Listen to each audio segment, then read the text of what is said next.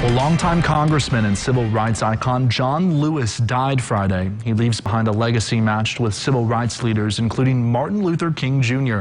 And earlier tonight, I spoke with Evansville NAACP President Reverend Gerald Arnold about the life of John Lewis. Joining us now is Evansville NAACP President Reverend Gerald Arnold. Reverend Arnold, thank you so much for your time this evening. You're welcome. Thank you for asking. And my first question for you, obviously in regards today to the passing of Mr. John Lewis, is for people who didn't know really what kind of impact Mr. Lewis has. I mean, what kind of impact did his work have on the black community? John Lewis is somebody that we know very well, has been described as one of the sixth most powerful person in the civil rights movement. He paid with his blood. There's an old saying, no pain, no gain. Unlike today's modern civil rights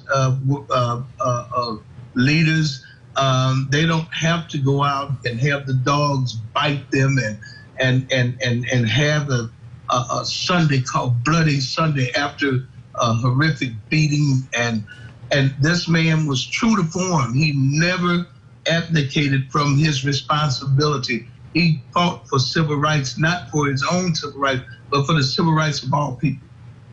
And Reverend Arnold, a lot of people, of course, know him for his iconic walk across Selma Bridge. I mean, talk about his accomplishments from then to today. Well, that was an horrific moment when you have that many officers confronting you. John Lewis is 4 years older than me, and so we were born in the in the 40s.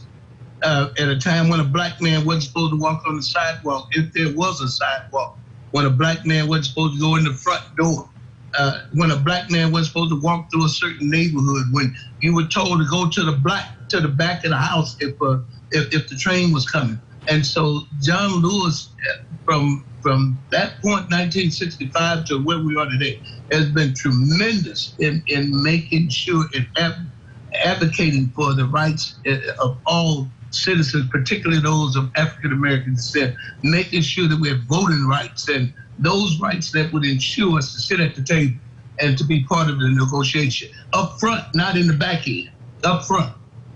Right, and Reverend Arnold, obviously Mr. Lewis was a big name in civil rights, but his passing today in this era of civil unrest, what's your biggest takeaway? Well, I'm sad. I am so sad, from Trayvon Martin to Brown and to Eric and to all of those young men, Floyd. I am sad because we're continuing to lose these iconic